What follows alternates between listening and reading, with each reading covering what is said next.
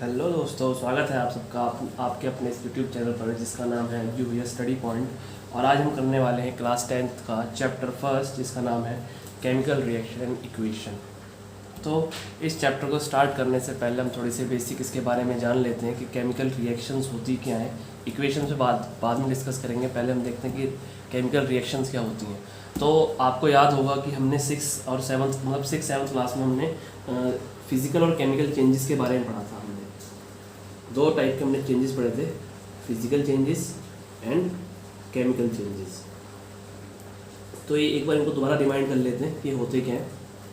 तो हमको पता है कि फिजिकल चेंजेस क्या होते हैं। फिजिकल चेंजेस वो होते हैं जो किसी भी सब्सटेंस की क्या करते हैं, एक्सटर्नल प्रॉपर्टीज़ पर इफ़ेक्ट करते हैं, एक्सटर्नल प्रॉपर्टीज़ को चेंज करते हैं। जबकि केमिकल चेंज क्या करते हैं, changes in the internal properties. Internal properties और एक्सटर्नल प्रॉपर्टीज़ में भी हम डिफरेंस देखते हैं क्या होता है।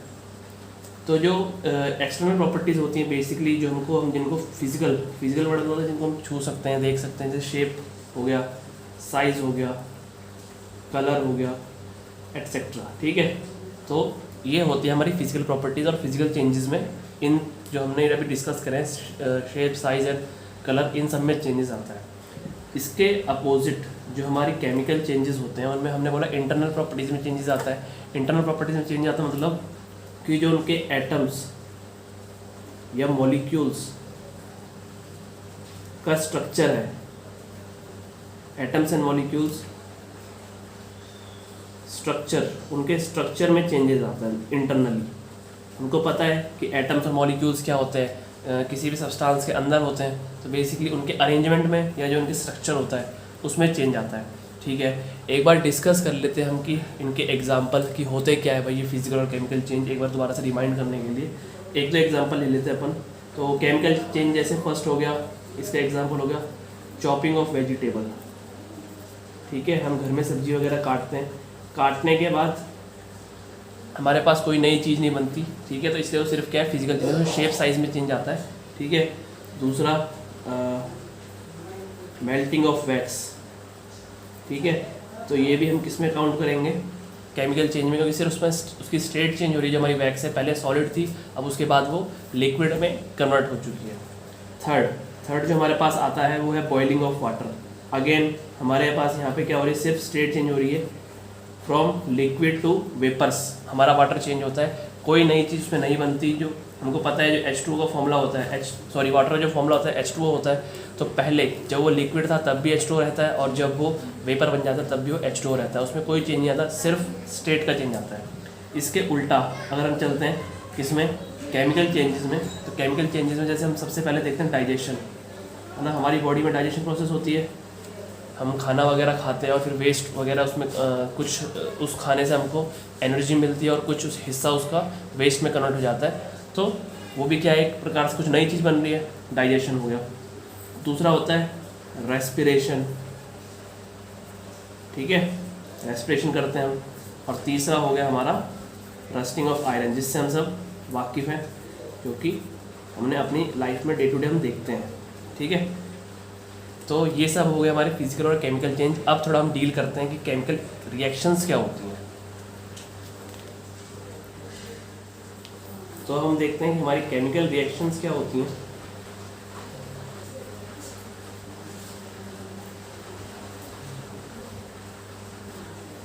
तो जो हमने केमिकल चेंजेस पढ़े थे वो ही हमारी क्या होती हैं, केमिकल रिएक्शंस होती हैं। ठीक है, कुछ बदलाव नहीं है, जो हमारी एक प्रोसेस हो रही थी केमिकल चेंज की, भाई कोई भी सब्सटेंस है वो ए से बी में कन्वर्ट हो रहा था। ठीक है, तो इसको हम क्या बोलते हैं, हमारा केमिकल चेंज बोलते हैं या केमिकल रिएक्शंस बोलते हैं। अगर हमको इसको डिफाइन करना हो कि भाई केमिकल रिएक्शंस क्या होती हैं, ठीक है, तो when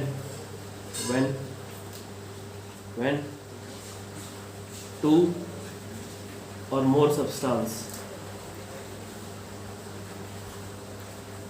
are react with each other, आपस में जब वो रिएक्ट करेंगे टू फॉर्म, ताकि कोई नया सब्सटेंस बन सके, to each other to form new substance then the process is called chemical reaction. तो ये पूरी प्रोसेस है भाई, ये है ना कि भाई हमारी जो सब्सटेंस था वो हमने हमारे पास कुछ इनिशियल कुछ सब्सटेंस जैसे ए था हमारे पास, वो ए से बी में कन्वर्ट हुआ। तो ये पूरी प्रोसेस है ए से बी में कन्वर्ट होने वाली, इसी को क्या बोलते हैं हम केमिकल रिएक्शन बोलते हैं। और कुछ नहीं होता, या फिर इसको बोल लो केमिकल चेंज है। ओके, तो केमिकल चेंज है ना, क्योंकि ए से बी में कन्वर्ट हो चुका है, तो इसी वजह कहते हैं हम केमिकल रिएक्शंस कहते हैं। ठीक है भाई, अब हमको पता चल गया भाई कि तो इसका एक एग्जांपल लेते हैं, हमारे जो एनसीईआरटी बुक में उसमें हमको दिया हुआ है, हमने एक एक्टिविटी हमारी मैग्नीशियम को हम मैग्नीशियम रिबन है उसको हम हीट कर रहे हैं। मैग्नीशियम रिबन या मैग्नीशियम बोल लो react with oxygen to form magnesium oxide. ठीक है, तो हमारी जो मैग्नीशियम है वो ऑक्सीजन के साथ रिएक्ट कर रहा है, क्या बनाने के लिए, मैग्नीशियम ऑक्साइड बनाने के लिए। तो क्या था हमारे पास इनिशियल ये थे मैग्नीशियम और ऑक्सीजन थे, और इन दोनों ने मिलकर क्या बना दिया, हमारा नया सब्सटेंस बना दिया मैग्नीशियम ऑक्साइड। तो ये भी क्या हो गई, ये केमिकल रिएक्शन का टाइप हो गया। अब आता है सवाल कि भाई हमको कैसे पता चलेगा कि कोई रिएक्शन, कोई केमिकल रिएक्शन हुई है या नहीं हुई है या हो रही है, जो भी है।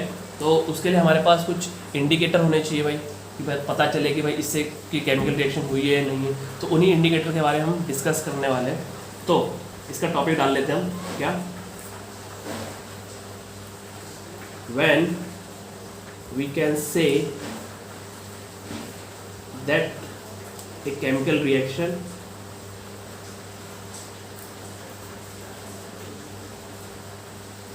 Has take place.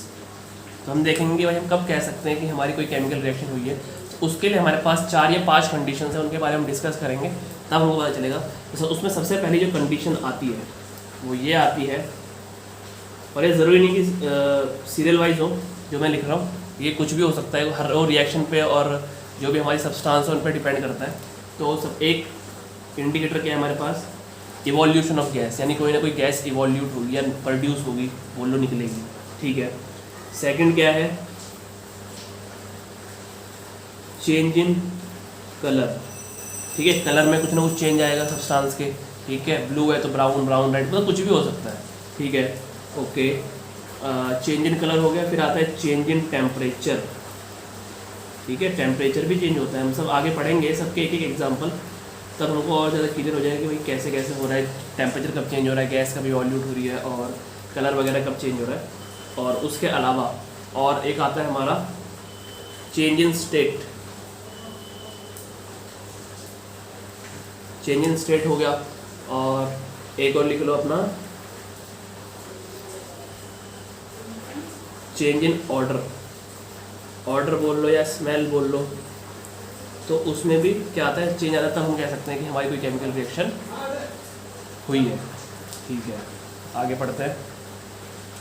उसमें एक और टॉपिक आता है हमारा केमिकल इक्वेशन। केमिकल इक्वेशन क्या होता है, केमिकल इक्वेशन क्या होता है, ये हमारा सिंबॉलिक, सिंबल्स के थ्रू बोल लो या मैथमेटिकल बोल लो, कुछ भी बोल लो, रिप्रेजेंटेशन ऑफ केमिकल रिएक्शन। ठीक है, तो जो भी हमारी केमिकल रिएक्शन हुई है उसका सिंबॉलिक रिप्रेजेंटेशन को हम क्या बोलते हैं, केमिकल इक्वेशन बोलते हैं। ठीक है, क्या बोलते हैं, केमिकल इक्वेशन बोलते हैं। जैसे मैंने अभी पीछे एक रिएक्शन लिखी थी, जिसे मैंने क्या लिखा था, magnesium reacts with oxygen to form magnesium oxide. ठीक है भाई, ये हमने पढ़ा था। अब ये तो इतना काफ़ी लंबा हो गया, कोई लेंथी हो गया ना। अब हमने क्या बोला भाई, इसको हम क्या करते हैं, शॉर्ट करते हैं। शॉर्ट कैसे करेंगे, हमने यहाँ पे एक लिखा है ना chemical equation.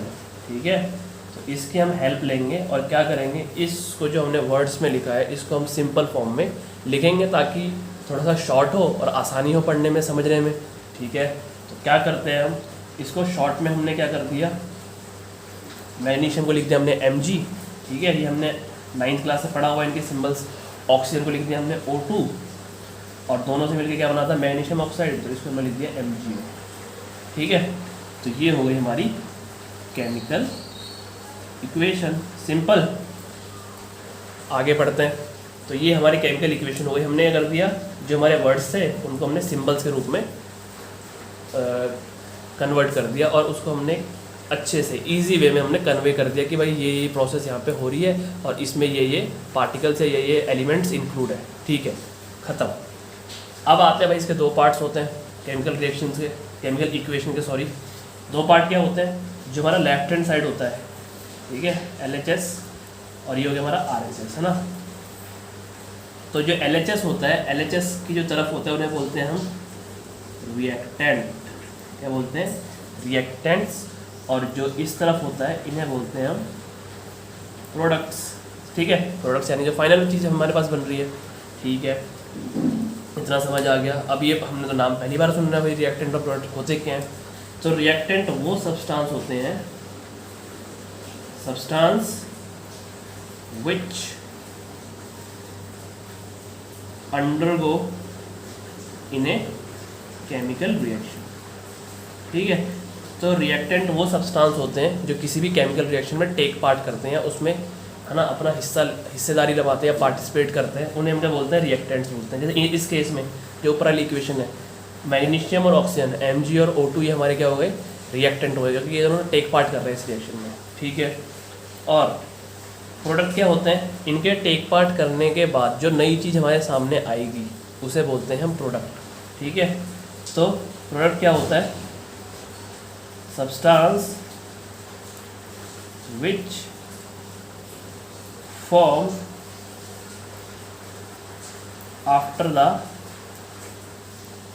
Reaction between reactant, भाई रिएक्टेंट के बीच में जो भी रिएक्शन हो गई उसके बाद जो नई चीज़ बनेगी उसी को तो हम क्या बोलेंगे, प्रोडक्ट बोलेंगे। सिंपल है, इजी है, कोई दिक्कत नहीं है। और ये जो एरो है हमारा, ये एरो भी बहुत इंपॉर्टेंट है। एरो हमको बताता है डायरेक्शन ऑफ रिएक्शन, ठीक है, कि भाई ये जो भी प्रोसेस हो रही है कहाँ से कहाँ को हो रही है, ठीक है।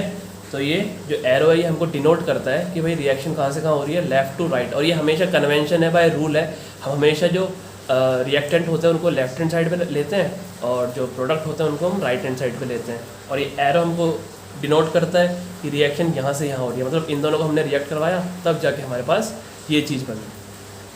क्लियर, ठीक है। तो अभी हमको हमारा एक ओवरव्यू मिल गया है चैप्टर का। तो अब जो भी हमारा आगे हम डिस्कस करने वाले हैं, बैलेंसिंग और टाइप्स ऑफ केमिकल रिएक्शंस और ऑक्सीडेशन रिडक्शन, जो भी हमारे आगे टॉपिक्स है वो हम थोड़ा सा अब अगले पार्ट में करेंगे, अगली वीडियो में करेंगे। तब तक आप इसको एक बार ढंग से याद कर लीजिए, दिमाग में बिठा लीजिए क्या क्या होता है, क्योंकि आगे इनका बहुत यूज़ होने वाला है। तो आगे मिलते हैं नेक्स्ट वीडियो में। Thank you.